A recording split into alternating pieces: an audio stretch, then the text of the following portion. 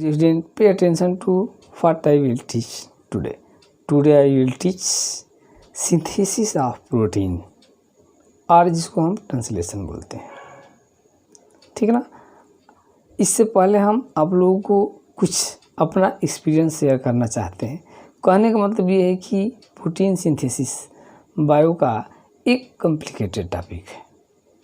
ठीक है ना। तो कहने का मतलब ये है कि अकॉर्डिंग टू माय एक्सपीरियंस किसी भी कॉम्प्लिकेटेड टॉपिक को जो है कि हम उसको दो पार्ट में डिवाइड करते हैं। उसमें देखते हैं कि उस टॉपिक में क्या इजी है और क्या हार्ड है, उसके आधार पर हम उसको पार्ट में डिवाइड कर देते हैं। और फर्स्ट ऑफ ऑल हमारा यह टेंशन रहना चाहिए कि कौन सा पार्ट इजी है, पहले हम उसको अपना कमांड कर लें। ठीक, तब दूसरे पार्ट का जो हार्ड है उस पर अपना अटेंशन लगाया जाए तो कोई भी टॉपिक ईजिली हमें प्रिपेयर्ड हो जाएगी। तो इसी ऑर्डर में हम देखते हैं प्रोटीन सिंथेसिस। ठीक ना। तो प्रोटीन सिंथेसिस है क्या, तो कह रहा है कि इसको हम ट्रांसलेशन भी बोलते हैं। The process in which nucleotide sequence on mRNA converted into sequence of protein means किसका, amino acid is known as translation. Translation क्या है भाई, तो वह प्रोसेस जिसमें न्यूक्लियोटाइड सीक्वेंस जो कि mRNA पर आता है उसको कन्वर्ट कर दिया जाता है ट्रांसलेशन प्रोसेस के द्वारा। किसमें, तो sequence of protein means amino acid. Amino acid के सीक्वेंस में इसको क्या किया जाता है, कन्वर्ट किया जाता है। This process is known as translation. ठीक है। तो इस प्रोसेस को हम आप लोगों के सामने इजी वे में स्टडी करने के लिए हम 3 पार्ट में इसको डिवाइड कर दिए हैं। और आप लोग मेरे ये कि सजेशन के अनुसार भी इसका स्टडी करेंगे तो आप लोगों के लिए ये इजी वे में जो है कि प्रिपेयर हो जाएगा। तो कह क्या रहा है भाई कि the process of protein synthesis can be divided into 3 part. तो फर्स्ट ऑफ ऑल आप लोग भी अपने माइंड में इस प्रोसेस को स्टडी करने के लिए 3 पार्ट में डिवाइड कर लीजिए। माइंड में डिवाइड कर लिए क्या, first part, second part and third part. इस तरह से आप लोग भी अपने माइंड में बैठा लीजिए। अब देखते हैं कि हमें फर्स्ट पार्ट में क्या स्टडी करने हैं।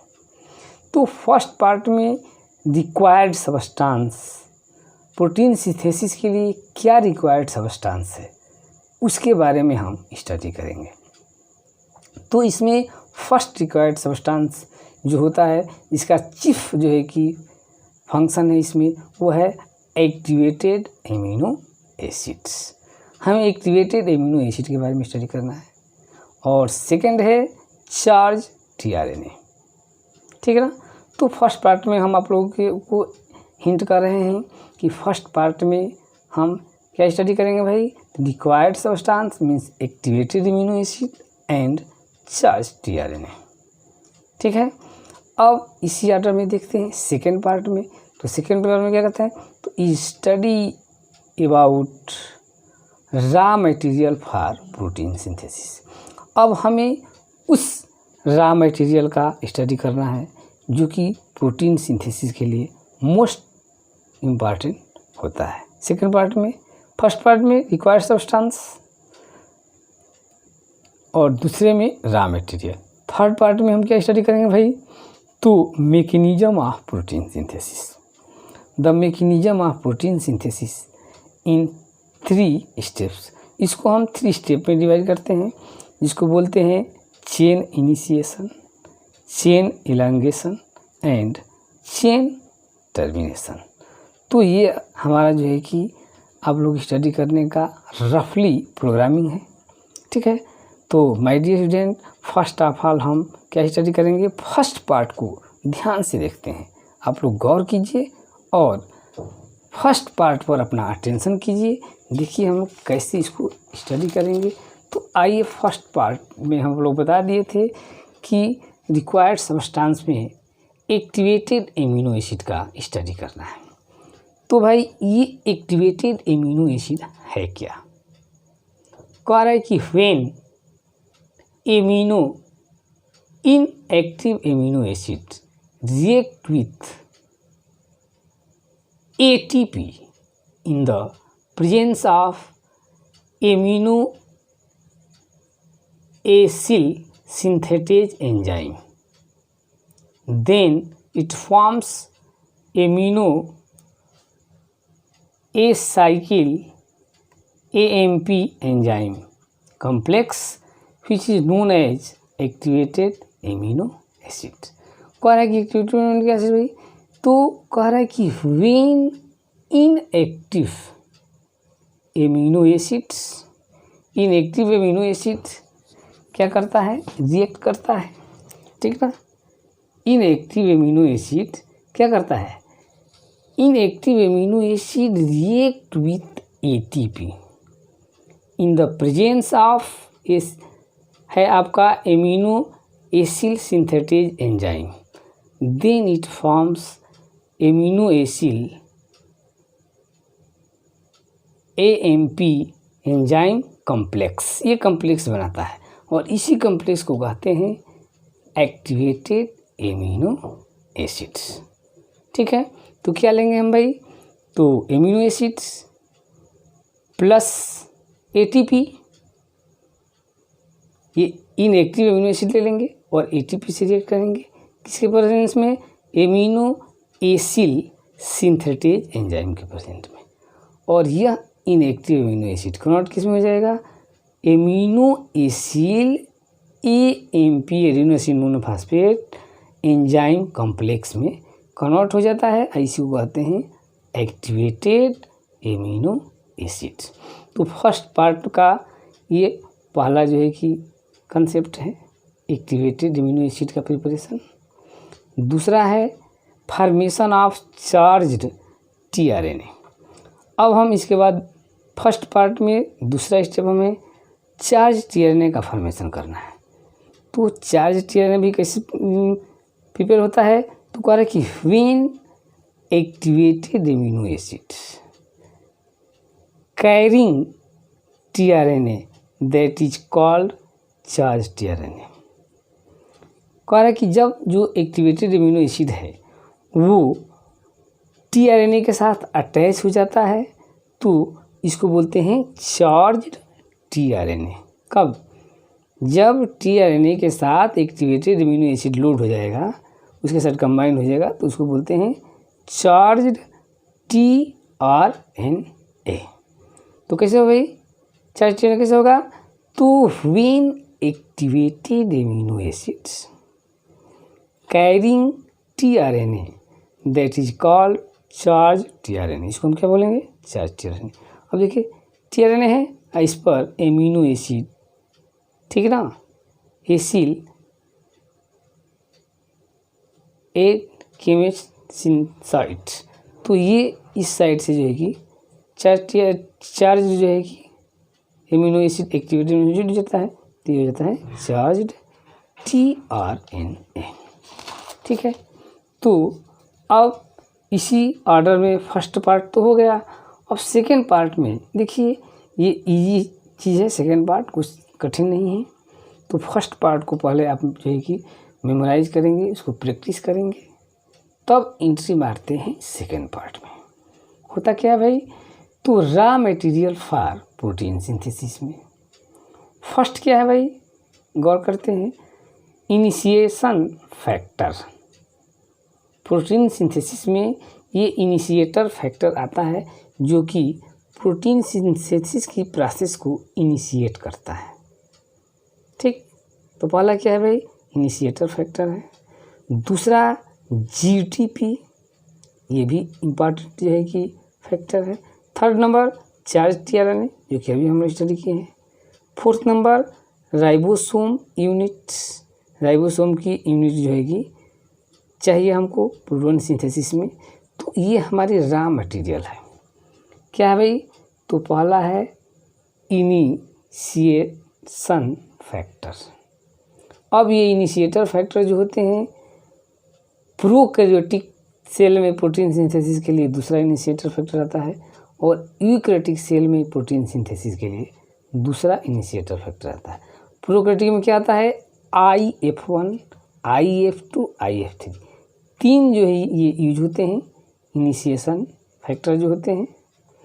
और यूकैरियोट में आपके EIF1, EIF2, EIF3, EIF4A, EIF4B, EIF4C, EIF4D, EIF4, EIF45, EIF46, ठीक है। तो ये इनिशिएटर फैक्टर है, ये है आपके प्रोकैरियोट में जो कि यूज होता है और ये यूकैरियोट में होता है। तो फर्स्ट क्या है रॉ मटेरियल में, इनिशिएटर फैक्टर, प्रोकैरियोट के लिए लिख लिए, ये यूकैरियोट के लिए लिख लिए। और दूसरा इसमें होता है GTP, गुआनोसिन ट्राइफॉस्फेट, कहाँ यूज होगा हम लोग आगे स्टडी करेंगे। और थर्ड नंबर है चार्ज tRNA जो भी स्टडी किए हैं। फोर्थ नंबर है राइबोसोम यूनिट, फिफ्थ नंबर है Mg+ आयन और सिक्स नंबर है mRNA। ये जो है आपकी रॉ मटेरियल है फॉर प्रोटीन सिंथेसिस, जो कि प्रोटीन सिंथेसिस में हम यूज करते हैं। तो आइए हम देखते हैं पहले भाई कि राइबोसोम यूनिट में आपके 2 टाइप के राइबोसोम में स्टडी करते हैं, S टाइप राइबोसोम और 17 टाइप और 80 टाइप, 70 टाइप और 80 टाइप। प्रोकैरियोट में जो राइबोसोम प्रेजेंट रहता है वो 70S होता है और यूकैरियोट में 80S होता है। अब यह राइबोसोम 2 पार्ट से बना होता है, स्मॉल यूनिट और लार्ज यूनिट। तो 7S में जो स्मॉल यूनिट होता है वो 30S स्मॉल यूनिट होता है 30S और आपका लार्ज यूनिट 50S होता है। यूकैरियोट में स्मॉल यूनिट 40S और लार्ज यूनिट 60S ये होता है। तो ये राइबोसोम के यूनिट से जिसका हम यूज करते हैं प्रोटीन सिंथेसिस में, ठीक है ना। तो अब इसी आर्डर में हम लोग देखते हैं। तो ये सेकंड पार्ट हो गया रॉ मटेरियल, जो कि अब लोग पहले ही हम हिंट कर चुके हैं, ठीक है ना। अब हमारा ये तो अभी केवल सब प्रिपरेशन है। अब मेन जो मैकेनिज्म है अब हम लोग स्टडी करेंगे। तो देखते हैं, ये कॉम्प्लिकेटेड टॉपिक है, इसको गौर से जो है कि आप इजी वे में कैसे प्रिपेयर करेंगे उस पर ध्यान देना है। तो मैकेनिज्म पार्ट थर्ड, प्रोकैरियोट क्या क्या होता है भाई। तो कह रहा है कि there is a Shine Dalgarno sequence present on mRNA which is made by 8 nitrogen base. कह रहा है कि प्रोकैरियोट में, ठीक ना, एक सेन-डेल गार्नो सीक्वेंस होता है, ठीक, जो कि mRNA पर प्रेजेंट रहता है। गौर कीजिए, कह रहा है कि प्रोकैरियोट में क्या होता है, सेन-डेल गार्नो सीक्वेंस होता है जो कि mRNA पर प्रेजेंट रहता है और वह सीक्वेंस 8 नाइट्रोजन बेस से फॉर्म होता है। समझ में आ गया, मतलब कि mRNA पर 8 नाइट्रोजन बेस से फॉर्म एक सीक्वेंस होता है, जिसको बोलते हैं सेन-डेल गार्नो सीक्वेंस। अब क्या होता है भाई, तो this sequence SD Shine Dalgarno recognized the small sub unit of ribosome. यह तो पहले mRNA पर रहता है और ये करता क्या है कि जो राइबोसोम है, जो प्रोटीन का सिंथेसिस में पार्टिसिपेट करता है स्मॉल यूनिट, उसको वो रिकॉग्नाइज करता है, पहचानता है कि कौन सा स्मॉल यूनिट राइबोसोम का उस सीक्वेंस पर सेट करता है, क्योंकि उस सीक्वेंस के पास राइबोसोम यूनिट में प्रेजेंट जो आपका जेनेटिक कोड होता है उसको वो रिकॉग्नाइज करता है और जिस बहुत सारे सब यूनिट आएंगी उसमें से वह सेन-डेल गार्नो जो होता है, देखिए कौन सा सब यूनिट हमारे लिए है, हमारे जो है कि स्पीशीज़ का है, हमारा जो है कि जेनेटिक कोड कंटेन किया है, तो उसको रिकॉग्नाइज करता है। और वो आने के लिए तो बहुत सारे जो है कि स्मॉल सब यूनिट आएंगे, बट सैन डेल कार्नो जो होता है वो उन्हीं स्मॉल यूनिट में से रिकॉग्नाइज कर लेगा, और रिकॉग्नाइज कर लेता है तो उसके साथ जो है कि वो स्मॉल सब यूनिट mRNA पर अटैच हो जाती है। तो क्या होता है भाई, because anti Shine Dalgarno sequence present on small sub unit, small sub unit पर प्रेजेंट रहता है। कौन? Shine Dalgarno, anti Shine Dalgarno. एक साइन डेल कार्नो तो रहेगा आपका mRNA पर, और दूसरा रहता है उससे मिलता जुलता जो कि स्मॉल सब यूनिट पर रहता है। तो बहुत सारे यूनिट है भाई, अब किस यूनिट पर है तो उसका एंटी वाले को रिकॉग्नाइज करता है और उसके साथ जाकर के वो वहाँ पर जुट जाता है।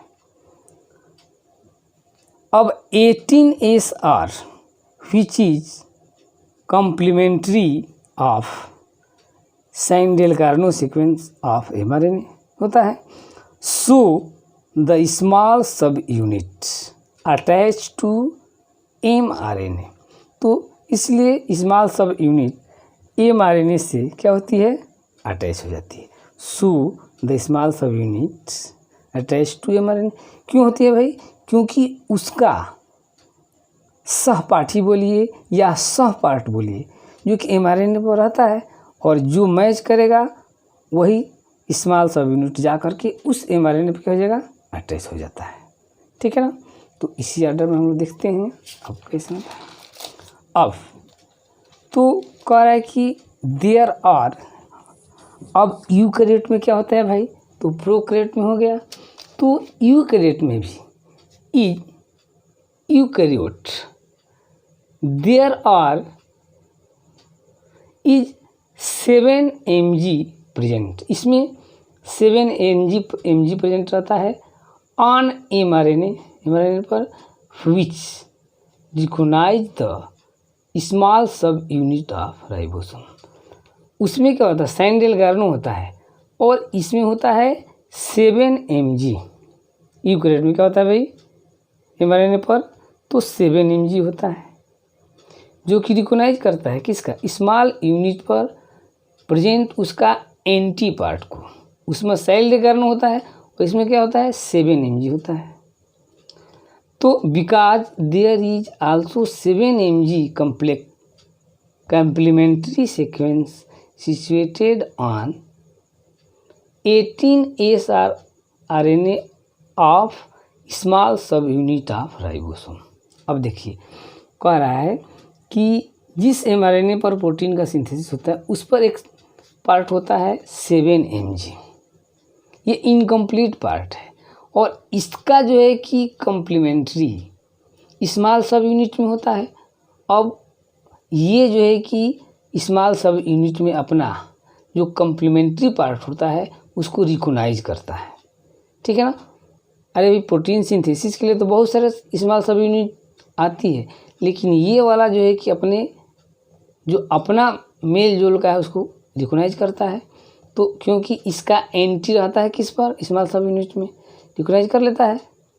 Thus the small sub unit attach to mRNA, तब जाकर के वह स्मॉल सब यूनिट जो आया हुआ है अपने जो कम्प्लीमेंट्री पार्ट है उससे जाकर क्या होता है, वो अटैच हो जाता है। आफ्टर दैट, इसके बाद क्या होता है, तो जब स्मॉल सब यूनिट mRNA पर अटैच हो जाता है पहचान करके कि हमारा जो है कि कम्प्लीमेंट्री कौन सा पार्ट है उस पर 7 mg में, तब जाकर के large sub unit of ribosome attach to small sub unit of ribosome with the help of mg plus sign. क्या हुआ भाई, स्मॉल सब यूनिट पर ला करके mRNA पर अटैच हो गया, उसके बाद अपना पहचान करके तब आएगा अब लार्ज सब यूनिट। ठीक है, और वो आकर के स्मॉल सब यूनिट से के ऊपर जो है कि जा कर के क्या हो जाएगा, तो वो आकर के उस पर अटैच हो जाता है। ठीक है ना।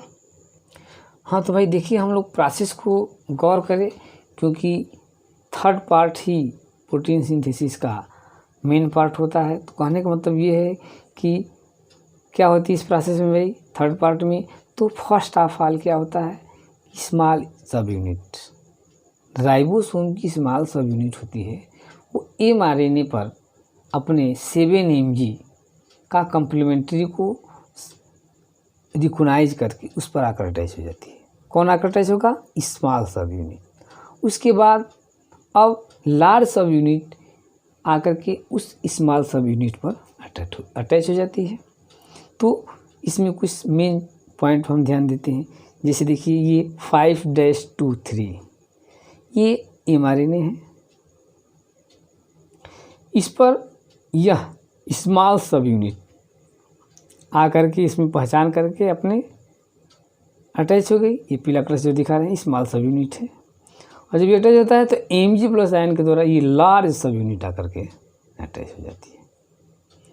गौर करने की बात है, तो लार्ज सब यूनिट में 3 साइट होते हैं, ई साइट, पी साइट और ए साइट। इन तीनों साइट का जो प्रोटीन सिंथेसिस की मैकेनिज्म है इसमें बहुत ही इम्पॉर्टेंट रोल होता है। इसलिए आप लोग गौर कीजिए, फर्स्ट में क्या होता है भाई कि ये 5-23 क्या है, ये mRNA का वो है आपका, इस पर आकर के स्मॉल सब यूनिट अटैच हो गई और इस स्मॉल सब यूनिट से क्या अटैच हो जाता है, तो लार्ज सब यूनिट आकर के अटैच हो जाती है। और लार्ज सब यूनिट में हमको ध्यान देना है कि 3 साइट होते हैं, ई साइट, पी साइट और ए साइट। इन सब का जो है कि इस मैकेनिज्म में मोस्ट इम्पॉर्टेंट रोल होता है, जिसको हम क्लियरली केयरफुली ध्यान देते हैं, स्टडी करते हैं। होता क्या भाई, तो कह रहा है कि there are 3 sites situated on the large sub unit. Large sub unit पर 3 साइट होते हैं, जैसे पहले बताए हैं, पी साइट पेप्टाइडल साइट इसको बोलते हैं, दूसरा है ये साइट एमिनो एसिड साइट बोलते हैं, और तीसरा है ई साइट एक्साइटेड साइट बोलते हैं। तो मैकेनिज्म शुरू होती है, तो फर्स्ट स्टेप होता है आपका चेन इनिशिएशन। कैसे भाई शुरू होता है, तो चेन कैसे इनिशिएट होता है, तो first of all charge tRNA always attach to P site.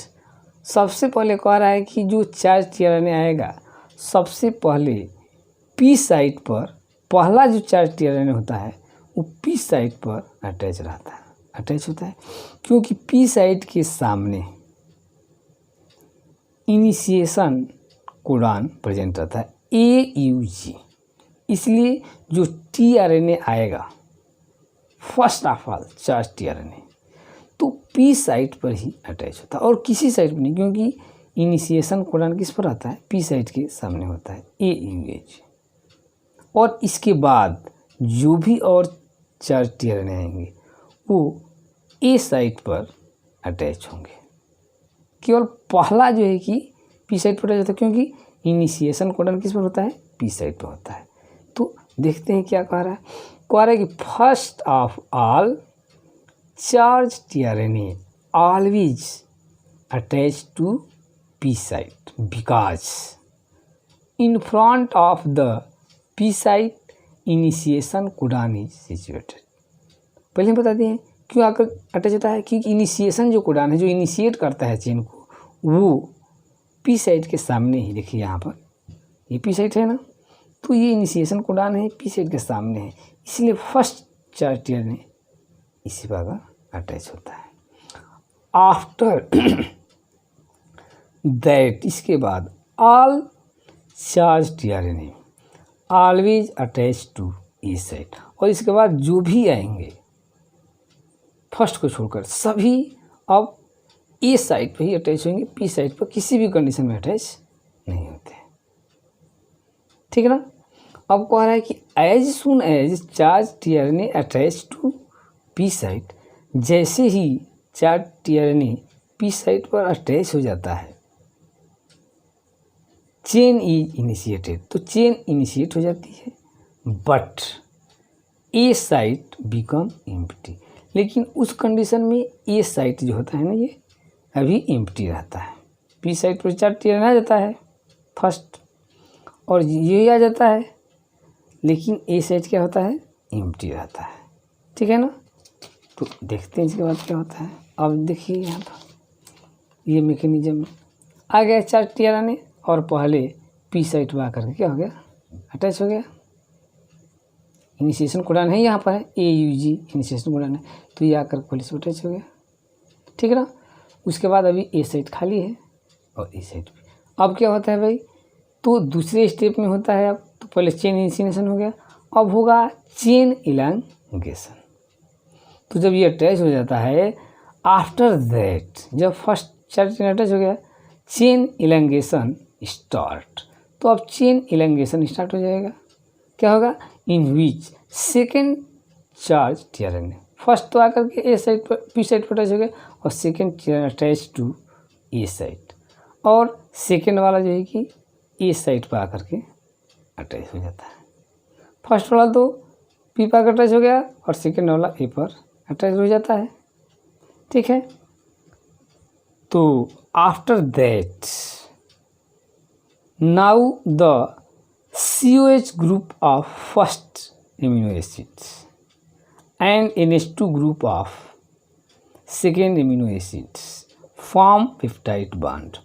अब यहाँ पर ध्यान देना है, जैसे P साइड पर तो फर्स्ट चार्ज टीआरएन आ गया और A साइड पर आपका सेकेंड टीआरएन आ गया। फर्स्ट चार्ज टीआरएन का COOH ग्रुप इम्यूनो एसिड का, दूसरे charge TRN present immuno acid का NH2 ग्रुप, इसका कार्बोक्सिलिक ग्रुप और इसका NH2 ग्रुप एमाइड ग्रुप आपस में पेप्टाइड लिंकेज से ये क्या होते हैं, अटैच हो जाते हैं। ई साइड खाली रहता है और दूसरा चार्ज टीआरएन बाहर वेट करता है, क्योंकि इसमें दोनों साइड खाली नहीं, कोई भी साइड खाली नहीं है। पी साइड पहले इंगेज है, दूसरा आया तो ए साइड पर आ गया, तो अब इसके आते ही जो पी साइड पर है एमिनो एसिड उसका कार्बोक्सिलिक ग्रुप और जो ए साइड पर है इसका एमाइड ग्रुप आपस में पेप्टाइड बॉन्ड से अटैच हो जाते हैं, और तीसरा थर्ड टीआरएन यहाँ बाहर वेट करता है। और तब तक जो है कि यह अंदर नहीं आ सकता जब तक कि एक साइड ए साइड क्या हो, खाली ना हो। जब ए साइड एम्प्टी होगा तब ना फिर ये आएगा, इसलिए ये वेट करता है। तो इसी आर्डर में हम लोग देखते हैं। तो क्या होता है भाई, ये आ गया पहला पी साइड पर, दूसरा आ गया इस साइड पर, और इसमें पेप्टाइड बॉन्ड बन गया किसी इसके बीच में। तो फर्स्ट चार्ज टीआरएनए का कार्बोक्सिलिक ग्रुप और सेकेंड टीआरएनए का कौन सा ग्रुप, एमाइड ग्रुप, आपस में पेप्टाइड बॉन्ड बना लिया, दो चार्ज टीआरएनए। थर्ड वाला बाहर वेट करता है। ठीक है ना, तो अब देखते हैं peptidyl transferase enzyme take part in peptide bond formation. जो पेप्टाइड बॉन्ड फॉर्म होता है ये वाला, ये दिखा रहे हैं पेप्टाइड बॉन्ड है, ये क्या है, पेप्टाइड बॉन्ड है। तो इसमें पेप्टाइडल ट्रांसफरेज एंजाइम हेल्प करता है, take part in the peptide bond formation. ठीक, 23S rRNA take part in peptide bond formation. 23S rRNA भी पेप्टाइड बॉन्ड फॉर्मेशन में जो है कि टेक पार्ट करता है, कॉल्ड राइबोजाइम। तो इसको हम राइबोजाइम कहते हैं क्योंकि पेप्टाइड बॉन्ड फॉर्मेशन में भी हेल्प करता है, पार्ट करता है। इसको क्या बोलते हैं हम, ribozyme. To continue chain elongation it is necessary to A sites become empty. कह रहा है कि चेन इलांगेशन कंटिन्यूअस हो, इसके लिए भी क्या चाहिए, तो ये बाहर वाला अंदर आना चाहिए। तो कब आएगा भाई, कि जब कि ए साइड क्या हो, एम्प्टी हो। जब ए साइड खाली होगा, पी साइड खाली हो, ए साइड खाली होगा तब ना ये आएगा। तो ए साइड तभी खाली होगा जबकि पी साइड खाली होगा। तो होता क्या है कि पी साइड का जो ये चार्ज टीआरएनए है ये एक साइड से बाहर निकल जाता है और ये खाली हो जाता है तो यहाँ पर ए साइड का 4 tRNA आ जाता है। क्या हुआ, यहाँ से ये हट गया, इस साइड के द्वारा तो ये खाली हो गया। अब पी, तो पी पर ए वाला आ गया, तो अब ए खाली हो जाता है, तो ये खाली हो जाता है, जो थर्ड वाला वेट करता है वो ए पर आ जाता है। ठीक है ना, यही ऑर्डर चलता है। तो देखते हैं, to continue chain elongation it is necessary to A site become empty. A side को खाली होना क्या होता है, जरूरी होता है, so that new tRNA attach to A site, ताकि नया tRNA ए साइट पर क्या हो जाए, अटैच हो जाए, तभी तो चेन इलैंगेशन कंटिन्यू रहेगा।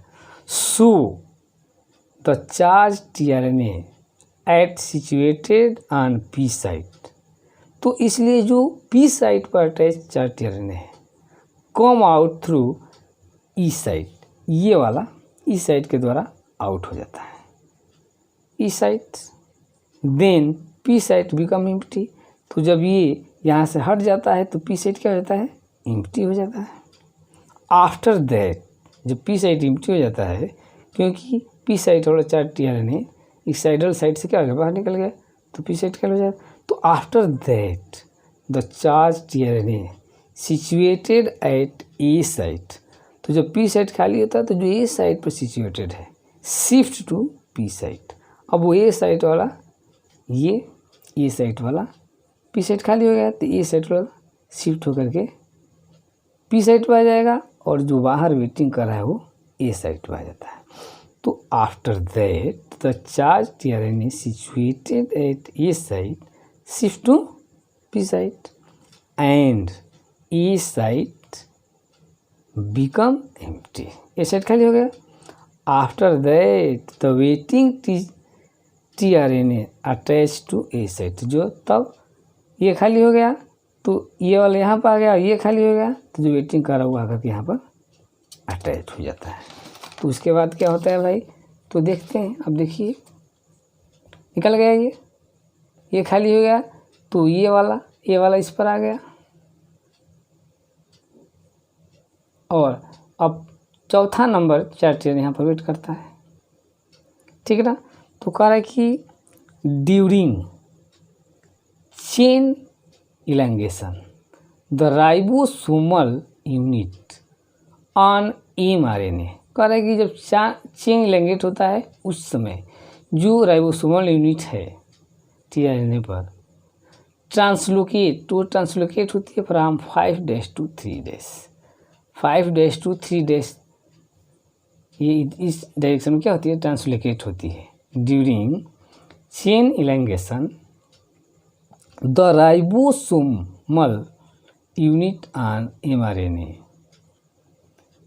Translocate from 5 days to 3 days, translocate होती है direction in the presence of translocate enzyme, translocate enzyme के प्रेजेंट में ये शिफ्ट होती है इधर। ठीक है ना, देखिए तो यहाँ पर ये फर्स्ट वाला यहाँ निकल गया, ये भी निकल गया, तब जो वेट कर रहा है वो ए साइड पर आएगा, और ए साइड पर जो है क्या करके, और ये इसके इसके साथ और एच के साथ पेप्टाइड बन जाता है। तो इसी तरह से जो कि नए charge tRNA P site empty होता रहता है, ए साइट वाला पी साइट पर और वेटिंग वाला ए साइट पर आते रहते हैं। बट जो एमिनो एसिड के बीच बना हुआ पेप्टाइड बॉन्ड ये ब्रेक नहीं होता है, ये इसके साथ जुड़े रहते हैं, और ये राइबोसोमल यूनिट से बाहर आते रहते हैं। In this process the amino acid come out from P site and amino acids from A site take place P site. This process continuous, ऐसे ही होता रहता है। P वाला बाहर और A वाला P पर, और जो वेटिंग है वो इस तरह से ये इलैंगेशन की प्रोसेस चलती रहती है। कब तक, जब तक कि स्टॉप कोडन ना आ जाए।